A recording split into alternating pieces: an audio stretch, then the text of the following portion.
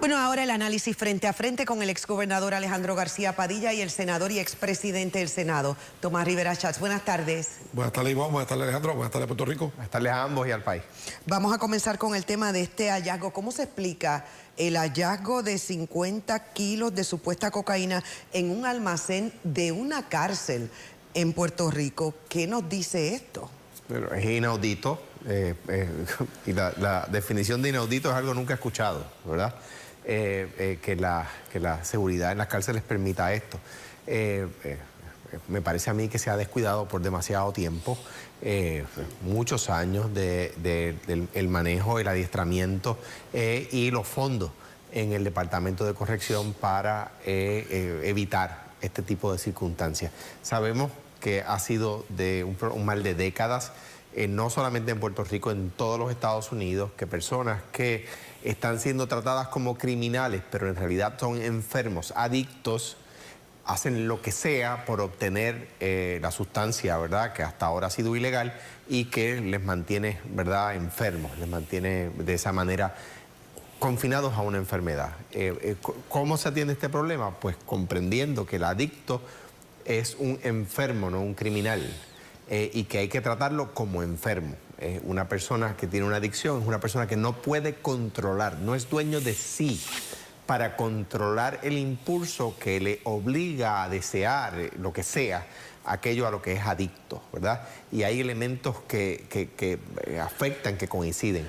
Y me parece a mí que la visión que hay que volver a empezar a tratar de cambiar, es algo que ya otros gobiernos han tratado de cambiar, es tratar los adictos como enfermos y no como criminales, además de obviamente darles nuevamente fondos al Departamento de Corrección para que pueda evitar que estas cosas sucedan, en lo que se empiecen a tratar los adictos como enfermos y no como criminales. Alarmante, por demás, el hallazgo. No tan solo tenemos que cuestionarnos cómo llegaron a ese almacén, sino cómo entraron a Puerto Rico. ¿Quiénes son los que están a cargo de las costas, de velar que no entre, ¿verdad?, ese tipo de productos, de mercancía a Puerto Rico? Sin lugar a dudas, el gobierno federal. La pregunta es, lo escuchamos combatiendo la corrupción, qué bueno, hay que combatir también el narcotráfico. Pero los que sugieren legalizar la marihuana no se irritarían si encontraran 50 faldos de marihuana legalizadas por el gobierno popular. Así es que es bien sencillo. A alguna gente le irrita la cocaína, pero no la marihuana. Y a otros nos irrita la cocaína y la marihuana. Lamentable por demás, debemos combatirlas ambas con todo el rigor posible, a nivel estatal y a nivel federal. ¿Y qué nos dice esto sobre la seguridad? Porque uno se pregunta cómo pudo llegar esto a un almacén. O sea, esto no estamos hablando del confinado, estamos hablando de puestos más altos, de personas que deben vigilar Iván, en las cárceles. Toda la razón, y es la pregunta que se hacen los puertorriqueños, la que tú nos planteas, es la que se hacen todos los puertorriqueños. Pero de nuevo, no tan solo cómo llegó esa allí, sino cómo entró a Puerto Rico. O sea, no se produjo aquí, no se confeccionó aquí, entró por las costas. Por algún sitio entró. Y de nuevo, a alguna gente le irrita la cocaína, pero no la marihuana. Y a otros nos irrita cualquier tipo de sustancia que sea lesiva a la salud y al pueblo puertorriqueño. Alejandro, ¿tiene? Sí, en cuanto a eso, yo creo que la respuesta es obvia, ¿verdad? ¿Qué están haciendo los países para combatir el narcotráfico? Pues miren, como dice mi amigo Tomás Rivera Schatz, una persona de inteligencia promedio puede comprender qué están haciendo los países para evitar el crimen relacionado al narcotráfico. ¿Qué están haciendo? ¿Qué está haciendo Portugal? Los Países Bajos, que aquí le llamamos Holanda. ¿Qué están haciendo en Colorado? En California. En Washington, D.C. En los Estados Unidos, que hay gente que alaba como si fuera su religión. ¿Qué están haciendo allí? Pues están legalizando. ¿Por qué? Porque no entraría por las costas ilegalmente, pagaría Hacienda. Pero ¿sabe lo que proponen los que se oponen a la legalización? Que el punto siga recibiendo el dinero y no Hacienda. A quien defienden es al punto, les encanta defender el punto.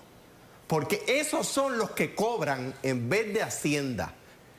Todos los estados de Estados Unidos que han legalizado han visto bajar el crimen, bajar la adicción, bajar el uso. Los países en Europa que lo están haciendo, bajando el crimen, bajando el uso, bajando la adicción. Tomás, la guerra contra el crimen la perdieron. Alejandro, de acuerdo al Partido Popular, su dignidad puertorriqueño llega hasta el precio que le pongan. No se ofenda por los 50 kilos, si le pagan. No se ofenda si le matan a su pariente, si le pagan. No se ofendan por los casos de violencia de género, si le pagan. Póngale precio y con el dinero no hay principios ni valores. Esa es la diferencia, hermanos puertorriqueños. Esa es la diferencia. Los principios y valores no tienen precio. Y por eso, donde se defienden principios y valores, el crimen, no porque se venda la droga, porque se educa a la gente, porque se inculca principios y valores, prosperan y son países admirables. Pues usted, evalúe usted qué ha estado pasando aquí con el acercamiento de Tomás. Pues el acercamiento de Tomás es que no se resuelve el problema del crimen. Sigue habiendo problema del crimen por décadas y décadas y décadas. ¿Qué están haciendo los Estados Unidos? De donde Tomás quiere que seamos Estado, ¿verdad? A donde Tomás quiere que seamos minoría, siendo nosotros nuestro propio país. Allí, ¿qué están haciendo? Están legalizando. ¿Y qué está pasando en los países donde se legaliza? Baja el crimen, baja el consumo, bajan las muertes por adicción y aumentan los recaudos. Pero no hablemos de países, porque de rápido uno habla de repúblicas y de gente que le da urticaria. Vamos a hablar de los estados. Colorado, Oregón, Washington State, California. Pero ¿dónde? Vamos a hablar de los territorios. Hay gente que uno dice esa palabra y también le da urticaria. Washington, D.C., la capital del imperio, la capital de los Estados Unidos, de donde Tomás quiere ser Estado, está legalizando. Y baja el crimen, y baja el consumo, Alejandro, y baja la adicción. Los americanos se equivocan. No te vayas a equivocar tú también. Yo no creo en la pena de muerte y el gobierno federal la impone. Así que americanos europeos que vendan sus principios y valores son como los populares. Póngale precio y se venden. Bueno, me queda Discrepamos. Me queda minuto y medio, me gustaría tocar otro tema y es que se han cancelado populares y PNP en la cuestión de la discusión de la situación de Luma. El gobernador, por un lado, veta un proyecto que la Junta dijo que de todas maneras, aunque él lo firmara, no podía entrar en vigor. Es el que reduciría en un 75% la deuda de la Autoridad de Energía Eléctrica. Mientras mañana se espera que el Senado vete, no apruebe, otro proyecto que sacaría un dinero del fondo para poder subsanar un poco el aumento. En el centro de estas discusiones están los ciudadanos y mañana se espera que haya una marcha. Yo les pregunto si tienen motivo o no los ciudadanos para estar protestando por el servicio que ofrece Luma. Ivonne, mira, no sé qué es peor, si la Junta o Luma. No sé, ¿verdad?, cuál de los dos es peor para Puerto Rico. Luma se ha ganado todas las críticas, todo el rencor, toda la frustración. Ha sido deficiente, sin lugar a dudas. No hay quien pueda argumentar en contrario, ¿verdad? Así que, de nuevo, Luma y la Junta, pues, son problemas que Puerto Rico enfrenta. La pregunta que tenemos que hacernos es, ¿queremos volver a lo que teníamos antes? Los que dejaron que la infraestructura se deteriorara, que las plantas cayeran donde cayeron, que de todas maneras cuando sube el precio del barril aumenta el costo del petróleo. Eso es lo primero. Lo segundo, miren, el proyecto que tanto hablan el presidente de la Cámara de recortar la deuda, no hay proyecto de ley que pueda recortar una deuda que existe mediante un contrato. La Constitución dice que no se puede legislar para menoscabar obligaciones contractuales. Buen negocio, mal contrato, podemos estipularlo. Pero mediante ley eso no se puede hacer y están los que están proponiendo esa legislación jugando a la demagogia. No, me parece que el problema de Luma es que, tomándolo como lo ha dicho Tomás, si es igual de malo que la Junta y queremos salir de la Junta, pues entonces querría decir que el gobierno debería querer salir de Luma. Y en ese caso, pues simplemente es un contrato que hay que evaluar. A mí lo que me parece mal en ambos casos, en el caso de la Junta y en el caso de Luma, es que el gobierno se haga abogado de ellos. O sea, que el gobierno diga, esto sería lo correcto, pero no lo voy a hacer porque la Junta no quiere, daría el traste con el historial. El historial es que cuando el gobierno ha enfrentado a la Junta en la Corte, muchas veces, no todas, pero muchas veces le ha ganado.